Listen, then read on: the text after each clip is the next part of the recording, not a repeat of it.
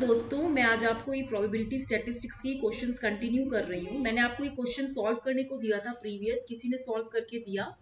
देखिए ये जो इसको जब आप सॉल्व करेंगे, क्योंकि इसका जो आंसर आएगा वो है 55/221, ये आप सॉल्व करके करिएगा। ओके, नेक्स्ट क्वेश्चन है, a letter is selected at random from the set of English alphabets and it is found to be a vowel. What is the probability that it is E? See, इसके लिए आपको थोड़ा सा conditional probability पे जाना पड़ेगा और multiplication property theorem आपको पता होनी चाहिए। जैसे मैं आपको मल्टीप्लिकेशन थ्योरम थोड़ा सा बता देती हूँ। आपकी जो मल्टीप्लिकेशन थ्योरम होती है, what does it tell? Okay, it tells if A and B are two events of certain random experiment such that a occurs only, okay, when b has already occurred. When b has already occurred, a occurs only when b has already occurred. And इसमें क्योंकि आपके पास a and b two events हैं, then for the conditional event a by b, this is what? This is a conditional event. This is a conditional event. Okay, the total possible outcomes are the outcomes favorable to the event b, and its favorable outcomes are the outcomes favorable to both a and b. जैसे कि मैं आपको यहां बता देती हूँ, p of a by b is what? n of a intersection b divide by n of b. यही होगा ना। कंडीशनल प्रोबेबिलिटी मतलब क्या होता है? ठीक है, कि कंडीशन उसमें अप्लाई होती है।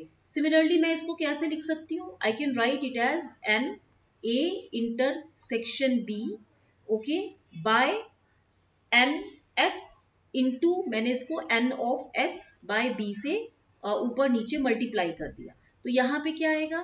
P of A intersection B into 1 by P B हो जाएगा। ठीक है, तो आप देखिए यहाँ पे जो मल्टीप्लीकेशन प्रॉपर्टी है, ये P A by B dot P B is equal to P A intersection B हो जाएगा। This is called the multiplication theory on probability. That means similarly if you have the conditional probability of B given A is denoted, तो मैं इसको लिख सकती हूँ P B by A is P of A intersection B by P of A. Okay, ये हो जाएगा। Now अब हम इस क्वेश्चन पे चलते हैं। अब what is the probability that it is E? इसमें आप देखिए, let A be the event that the letter selected is E. Let A be the event that letter selected is e, and b be the event the letter is vowel. b be the event that letter is vowel. Letter is a vowel. Then a intersection b क्या हो गया आपका? a intersection b, intersection मतलब common elements, a intersection b is equal to e होगा, and b is equal to, क्योंकि vowels हैं तो vowels क्या होंगे? a, e, i, o, u, ये सारे क्या है? वॉवल्स हैं। क्वेश्चन क्या पूछा है? A letter is selected at random from the set of English alphabets and it is found to be a vowel. तो वॉवल्स कितने होते हैं? a, e, i, o, u, 5 vowels होते हैं।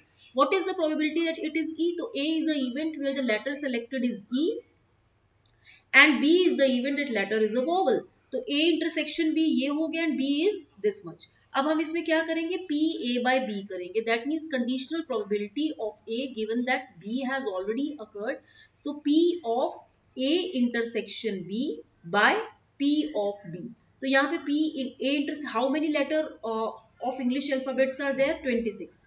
तो 1 by 26 and pb is 5 by 26. Solve करेंगे तो ये कुछ 1 by 5 आएगा। So this is the right answer. Okay. Next question is, two coins are tossed one after the other and let A be the event of getting tail on second coin and B be the event of getting head on first coin.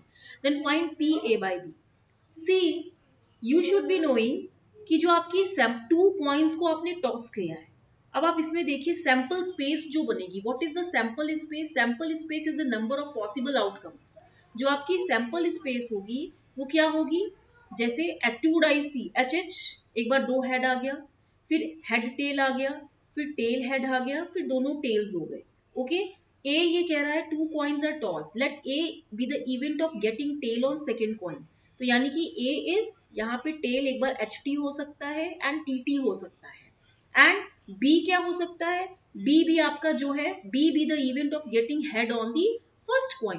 तो B is what, B में आपका क्योंकि head बोल रहा है तो H H and comma यहाँ पे एच टी हो जाएगा। तो यहाँ पे जो आपका ए इंटरसेक्शन बी है this is equal to H T, ये हो जाएगा। अब आप देखिए जो पी ऑफ ए होगा this is what 2/4, this is equal to 1/2, and जो आपका P of A by B है वो कितना हो जाएगा, P of A intersection B by P of B।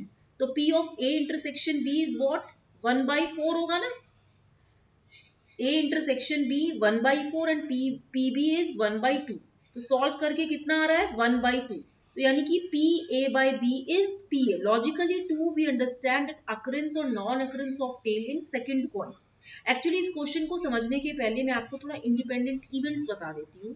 Independent events क्या होती हैं, देखिए इंडिपेंडेंट इवेंट्स, इंडिपेंडेंट इवेंट्स मतलब in any random experiment, random means whose output is unpredictable in nature. In a random experiment, if E and B are the events, if A and B are the events such that PA is positive and PB is also positive, okay, and it is saying that if PA by B, if PA by B is equal to PA or PB by A is equal to PB, then conditional probability equals to unconditional probability. We say कि A and B are independent events.